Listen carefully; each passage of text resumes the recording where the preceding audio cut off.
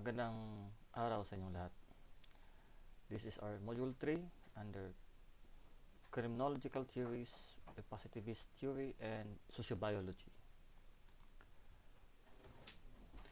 The theorists are Cesar Lombroso, Enrico Ferri, Rafael Garofalo, Simon Freud, Albert Bandura, Jean Piaget, Edward Wilson, Lawrence Kohlberg, Franz Joseph Gall, Johann Sparsham, J.K. Lavater, Ernest Hutton, Charles Goring, Ernst Kretschmer, and William Sheldon. The basis of this theory is the positive philosophy, the logic, and the methodology of experimental science. Scientific method, logic, empirical verification, and value free. When we say scientific method, it involves science. It is supported by a scientific procedure, so that is why it is called a scientific method. Another is this based on logic. Logic means it is a study of a critical thinking. Moving on. The origin, the school is associated with the work of Cesar Lombroso, the criminal man, who published his theory of a physical criminal type in 1876. Lombroso believed that criminals are by birth a distinct type of species which can be recognized by physical characteristics or stigmata such as asymmetrical cranium, long lower jaw, flattered nose, scanty beard, high cheekbones, low sensitivity to pain.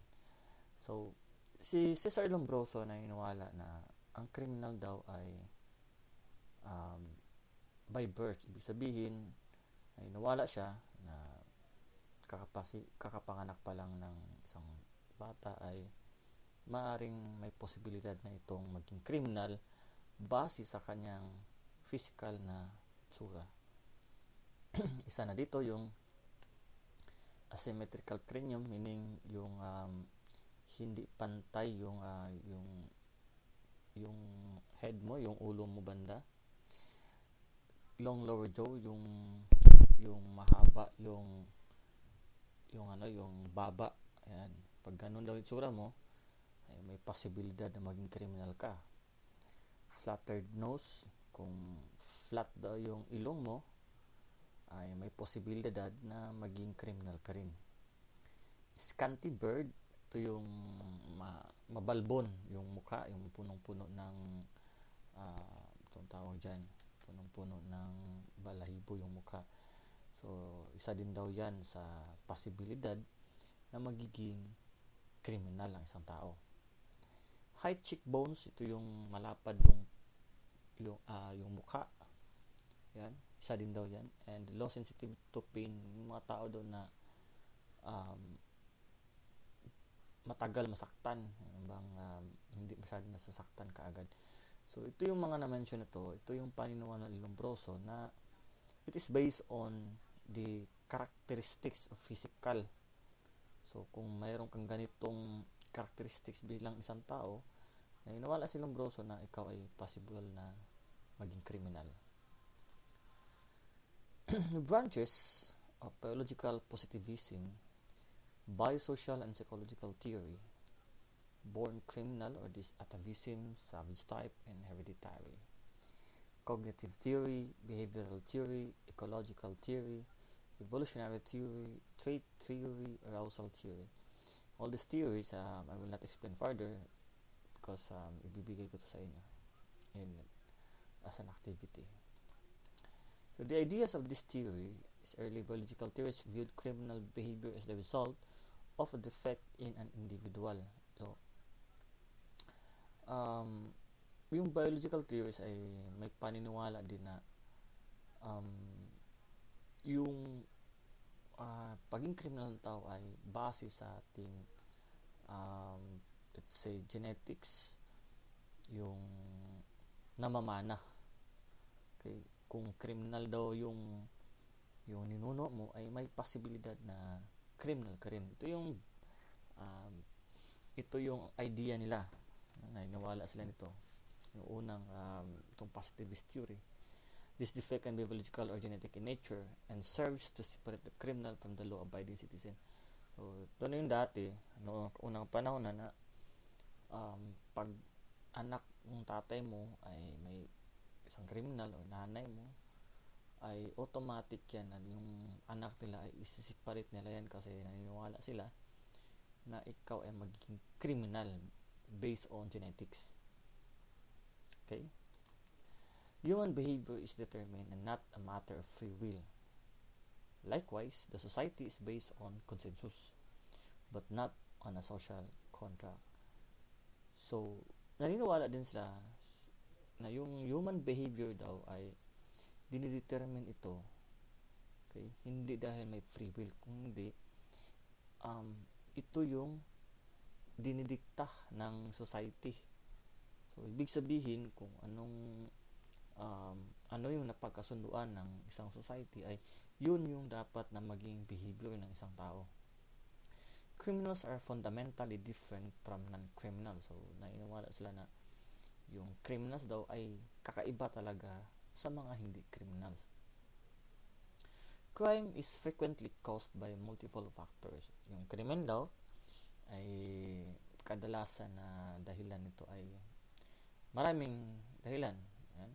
Sana yung previously na mention ko, yung based on physical, sabi ni Lombroso, na hitsura mo pa lang ay criminal ka na. At meron din yung sa biological, both daw na magulang mo ay criminal, ay possible na maging criminal ka. So ito yung theory nila na paniniwalaan nila. Basically, criminal behavior is the result of biological or inborn defects. Tulad ng sinabi ko kanina, na criminal behavior ay resulta ng kung sa kanino ka pinanganak. Okay? Tama ba?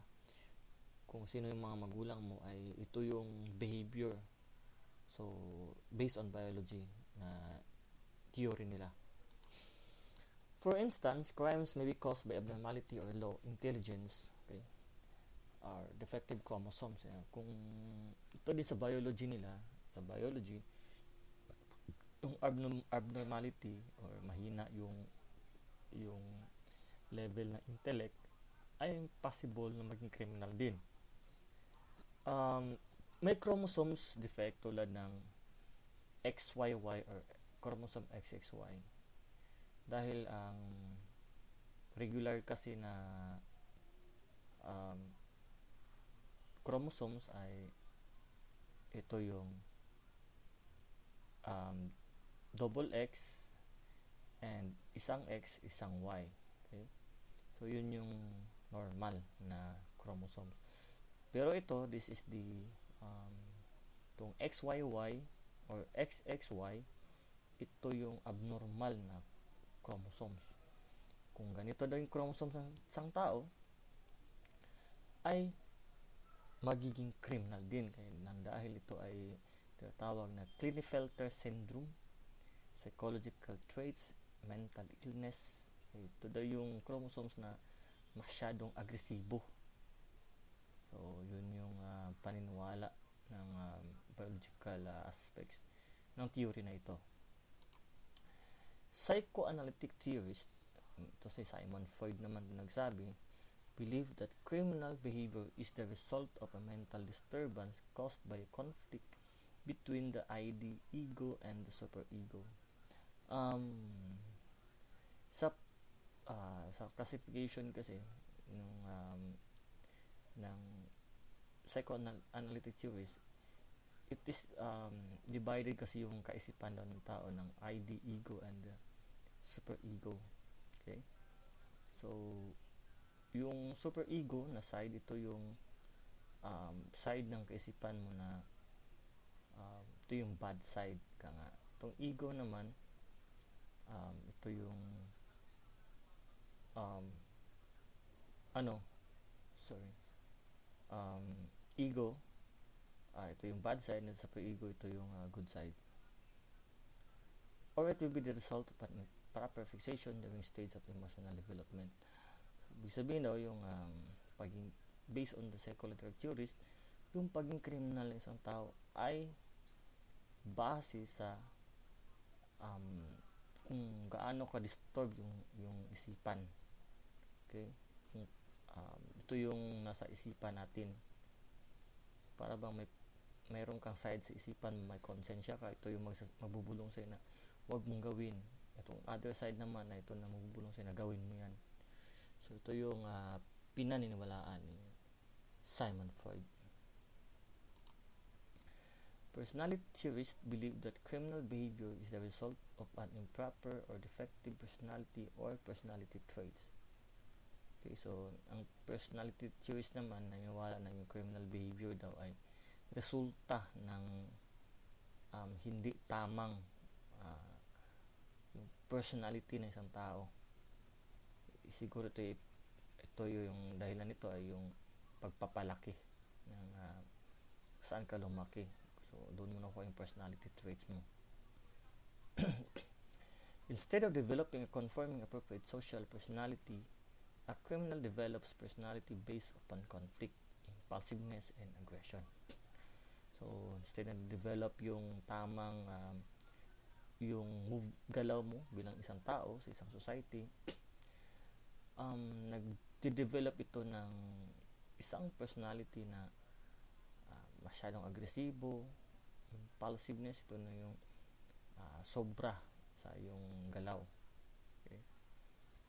The criminal does not have the ability to feel empathy, remorse, or guilt for his or actions, and fails to develop a sense of right and wrong. So yung criminal daw, nawala sila na wala daw ability to feel empathy. Ibig sabihin, hindi naaawa yung criminal. Or wala siyang guilt feelings sa yung action. Ibig sabihin, kung magawa niya yan, wala. After nang nagawa niya, so hindi niya alam kung ano yung tama at ano yung mali. Basta sa kanya, ginawa niya. So, crime control. Under a biological perspective, deterrence is of little value. This is because there is an inherent defect or abnormality within the individual. Deterrence of a trait of punishment will not affect behavior. Therefore, criminality can be fixed through medication, treatment, or therapy, deportation, sterilization, etc. So, yung naniniwala din dito na yung criminality ng tao ay nagagamot. So, may treatment yan, may therapy. So, ito na yung paniniwala nilang positivist theory under ng crime control. So, the critics, the theory ignores the process by which behaviors are made illegal. So, yun na nga, ito yung theory na hindi na pag-usapan yung behavior kung saan bound by law. It assumes that most people agree about the most things most of the time. Theorists believe that action is determined by causes independent of a person's free will. So, dito kasi sa theories na to, yung mga theorists ay naniniwala sila na walang free will yung tao. Okay, so doon nagtatapos yung lecture natin on this module 3, and so hopefully I will be sending you this case study sooner, okay, after I send this lecture. Okay, so that's all for today, and have a nice day to us.